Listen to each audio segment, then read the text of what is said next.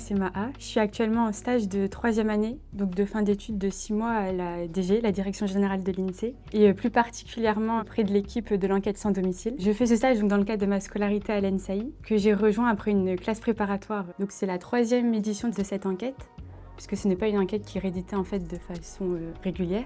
Et je travaille comme appui à la conception d'enquête, donc ce qui fait écho à un cours de conception d'enquête du master qui m'avait beaucoup plu.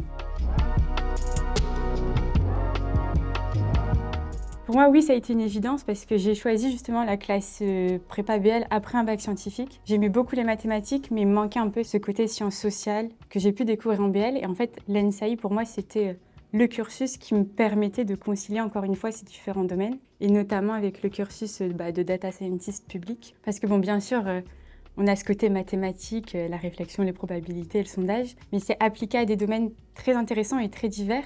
Par exemple, là, je fais une enquête sans domicile, mais je sais que j'ai des amis qui sont dans des services statistiques ministériels, donc soit sur des domaines de l'éducation, du sport ou même de la santé. Et donc, il y a cet enjeu de réflexion, de faire toujours des chiffres justes, mais appliqués à des domaines de la société qui m'intéressaient beaucoup. Donc pour moi, oui, c'était une évidence, BL, ENSAI.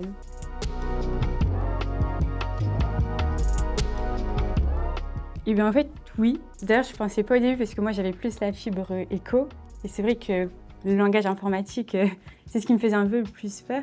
Et en fait, une fois qu'on arrive à l'INSEE dans le quotidien, et aussi auprès d'agents souvent qui ont fait l'ENSAI, donc on a tous un peu la même base, et on le mobilise, mais de façon très intéressante, parce que par exemple, le côté mathématique, on acquiert à l'ENSAI une base théorique très solide sur réfléchir, et là, on l'applique à des données.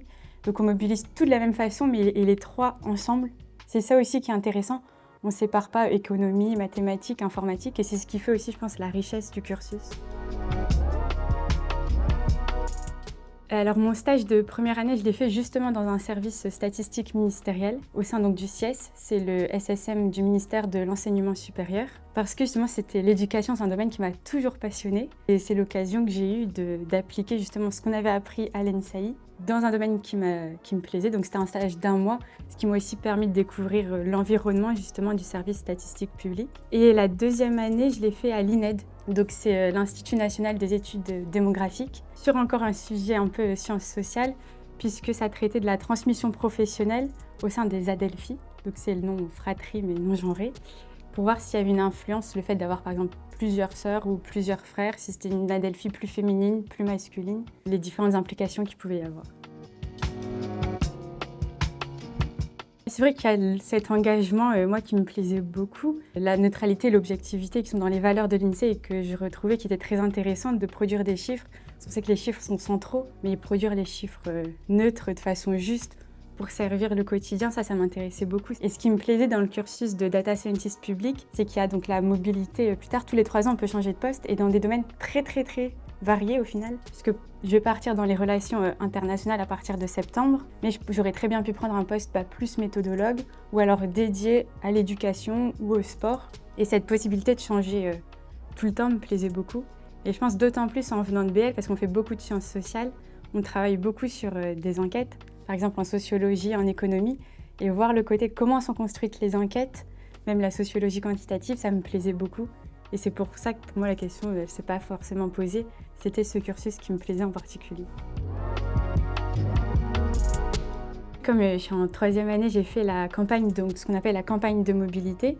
Il y avait donc tous les postes qui se libéraient à partir de septembre. C'est un moment en fait d'échange, c'est pas du tout un moment d'entretien, mais c'est encore une fois très intéressant parce qu'on échange avec les personnes qui libèrent leurs postes, les différentes directions. J'ai pu échanger avec par exemple la direction du ministère de l'Intérieur et j'ai choisi au final de rester à la direction générale de l'INSEE et de rejoindre la division coordination internationale au sein du département méthodologie statistique et coordination statistique internationale. Et je vais donc être chargée de coordination aux relations internationales.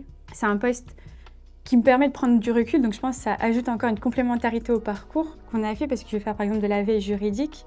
Et ce qui est intéressant, c'est que je vais pouvoir comparer les méthodes qu'on a avec les méthodes des autres membres du groupe statistique européen. C'est très intéressant pour les échanges qu'il y a. Préparer également les réunions européennes, donc les enjeux qu'il y a, les différentes réglementations. Là encore, ça nécessite à chaque fois de bien suivre les différentes évolutions possibles. Et c'est ce qui m'a motivée à candidater.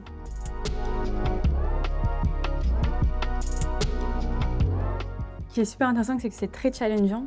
parce qu'on fait justement dans le data. Alors, data, on en entend parler partout aujourd'hui, et ça nécessite d'être au fait justement de différentes innovations, que ce soit sur le plan théorique certes, mais aussi technologique avec les algorithmes par exemple, le machine learning, même apprendre à travailler avec ChatGPT par exemple. Et on se rend compte qu'en fait ChatGPT c'est un outil, mais ça ne remplace pas et ça nécessite la bonne théorie, de l'insight pour comprendre et bien l'utiliser. Après c'est aussi très intéressant parce que en fait on se renouvelle tout le temps, tous les 3 ans à peu près il y a cette campagne de mobilité. Donc on peut vraiment changer de poste, faire quelque chose de très méthodologique ou ensuite faire quelque chose qui est plus par exemple comment interpréter les enquêtes, les données qui ont été faites, ou alors moi je pars en relations internationales, alors il y a même de la veille juridique, encore une fois quelque chose de nouveau. Et comme je l'ai dit, chacun construit son parcours. Moi j'ai choisi quelque chose de très éco, sciences sociales, alors que des copains ont fait quelque chose de très méthodologique, donc je pense que vraiment tout le monde s'y retrouve et qu'il n'y a aucun souci à se faire sur ça.